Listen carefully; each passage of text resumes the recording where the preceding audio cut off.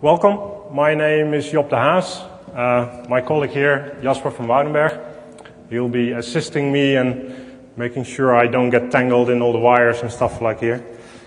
My presentation is about side channel attacks and countermeasures in the context of embedded systems. I'm speaking here on behalf of a company called Riskure, which is a small test lab in the Netherlands. We are a company that's fully specialized in only doing this kind of work for a wide range of equipment. So we are founded into testing of smart cards, which is actually the world where the side channel analysis is the primary attack vector, as it were. What we do see in our business is that it's also spreading. We also do, for instance, a lot of set-top box testing now. And every product where you have security, you'll find that these attacks become more realistic. The question is only when does it become a real threat? In what cases? And that's something I want to explore in this presentation. At the same time, I understand that this is not an attack kind that's very well known within the audience of a BlackHat conference in general. So I do want to go over the basics of a side channel attack only briefly. So I won't be explaining fully what a side channel attack is, but I will be going over some of its aspects and maybe specifically of interest, demo some of these things for you, including countermeasures that you can even develop as a software developer and see what they can do for your system and how you may be able to protect a bit better against such attacks. So, I broke that story that I now briefly explained up in 3 parts. I'll be starting off with just exploring a little bit the embedded security. How does it work? What do we see today in the security of embedded systems? How does it progress? Secondly, I'll be talking about the side channels. So what is a side channel? Some may be familiar with it. Actually, there were a couple of talks this year about timing attacks, which is a form of side channel. I'll be showing you a little bit of different side channels that you could use for such attacks. And then thirdly, I'll show you a couple of, or in this case, specifically one kind of such an attack, a DPA attack on a DES implementation. And I'll talk a little bit about countermeasures against such attacks, how they work and what you can do. Especially if you're not into hardware and you have no ability to change your hardware, as is common when you have embedded systems. Okay, just a few examples of embedded systems with security. What do these devices have in common? They have in common that they, from the operator or the manufacturer or the distributor point of view, they operate in a hostile environment. So in this case, it's the owner. So the owner of a USB stick stores his information on there, but he doesn't want others to get to that when he loses his device, when the device gets stolen. So people now develop USB sticks with a fingerprint sensor on them. Well, you can imagine that might give some access control, but how do they solve that? Is the data really stored encrypted? If so, where's the key? Is the fingerprint itself a key, and how can that work? So these are questions that you can ask about such a device. So how is it done? Another example, mobile phones. Well, mobile phones, of course, have a security history in itself from the unlocking perspective, which is well, a financial loss for the operator. But in this case, this is a Nokia, which comes with NFC and a secure element, as it's called, or a smart card inside that communicates wirelessly. And it will be used for payments, maybe access control, all kinds of applications. You can buy these phones and do your own development. There's an SDK and you can get everything. But you can see again already the mix of security features and threats to such a device. I mentioned set-top boxes. Set-top boxes from a smart card angle, and I will be talking a bit about smart cards in this context because it's the world we come from. It may not always be a good analogy for you if you're not really familiar with that world. But yeah, if you have any questions about it, just ask me.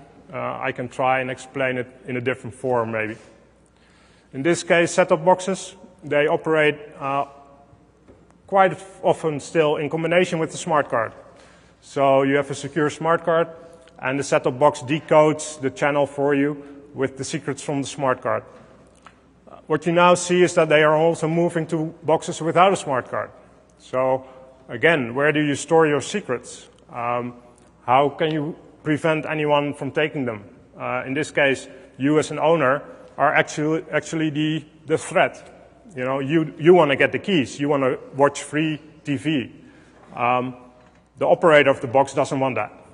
So from his perspective, this thing is operating in a hostile environment, and he wants to protect against that.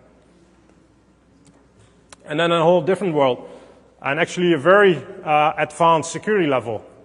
If you compare the security level of an Xbox, well, even to your own PC, it's of a much higher quality. Why?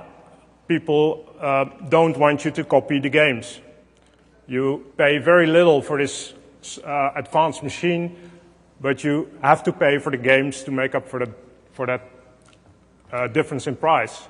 So they put a lot of effort and security into such a machine to make it impossible for you, or at least very hard, to gain access to free games.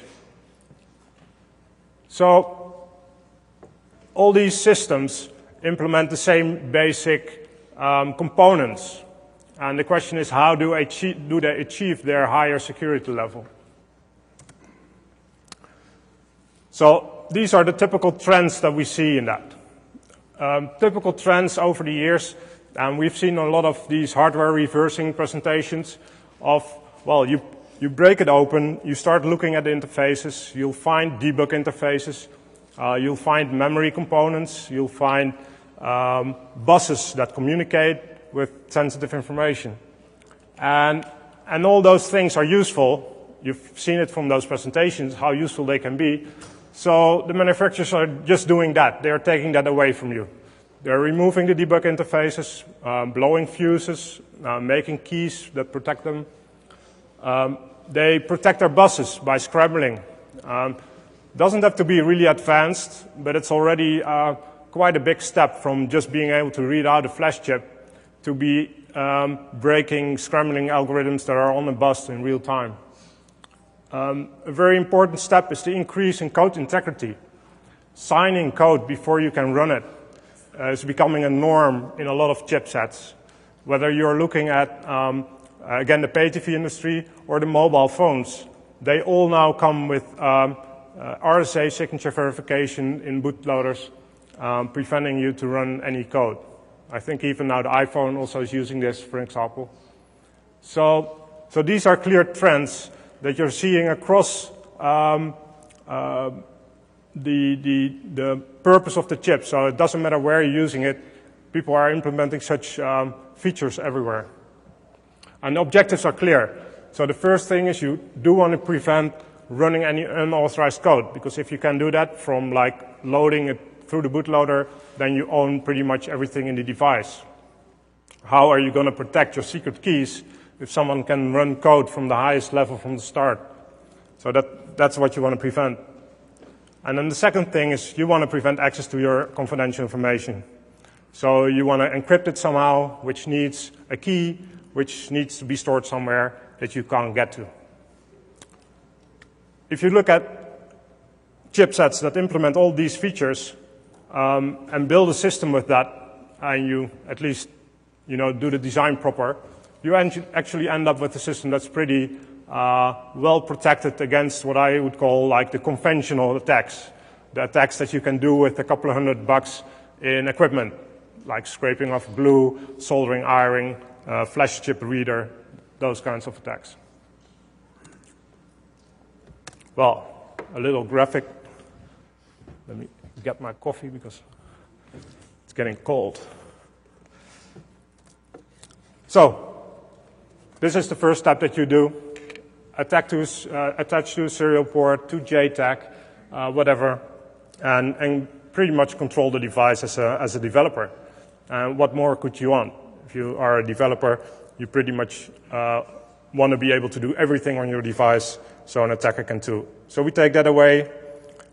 You attack the flash. Why? Because it's a static device. You can take it off and read it at your leisure. So if there's anything worthwhile in there, like the firmware or secrets, whatever, you can just take your time and decode it. So people protect that by putting on BGA chips, glue, sometimes even crypto to protect access to the flash chip itself. So then we move on. We move on to the DRAM, which is still a bit harder. A DRAM chip is running at a couple of hundred megahertz. So if you want to sniff what's on the bus there, you already need pretty advanced equipment. But it can be done. We have done this in assignments, and it's possible to sniff what's going on the DRAM bus. So you can do this, similar attacks. What you also have is that the traces on a PCB, for instance, are still the same paths that you would access on the chip itself. So people tend to smear glue everywhere, put traces in the middle layers of a PCB, things like that, to make it really hard.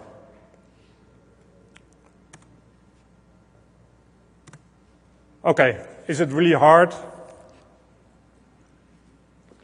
Well, it doesn't really have to be. It's more difficult, but it's not hard. These pictures were taken from a site doing in the phone unlocking business. So these days, the mobile phone manufacturers have turned to the same kinds of protections, making it in chips that are glued to the board, that are difficult to replace, but they can be replaced. People just practice, and you can do this with just a couple of bucks of equipment. This is not expensive BGA equipment with XY tables and stuff like that. It's just by hand, and you can reball, and we use the same techniques also, because it's easy, it's cheap, and it's fast. Glue is the same thing. If you put glue somewhere, you can heat it. Joe Grant had a presentation on this with a lot of details also. And this is not something that's going to stop someone that is needing one attack to get the secrets and then can scale it up outside of this. What it does block is modifications of every box. So if you need to do this for every box, then it does stop the attack to a certain extent. It means that if you want to have free TV or something, you need to bring your box to a service point for some people to do this for you, because you can't do this at home, at least not my neighbors. And so that's the whole thing. But actually, this is what's happening in phone unlocking. This is when you bring your phone to get unlocked. They have shops, and this is just what they do. They just swap a chip on there, reprogram it, and it's unlocked. Okay, so a little comparison again towards the smart cards. So what I'm saying is that what I'm seeing now is that the chipsets are slowly moving to a level where they are incorporating things that we've seen in smart cards for a long time. It means that they're not using smart cards. So there are very few designs where they are now incorporating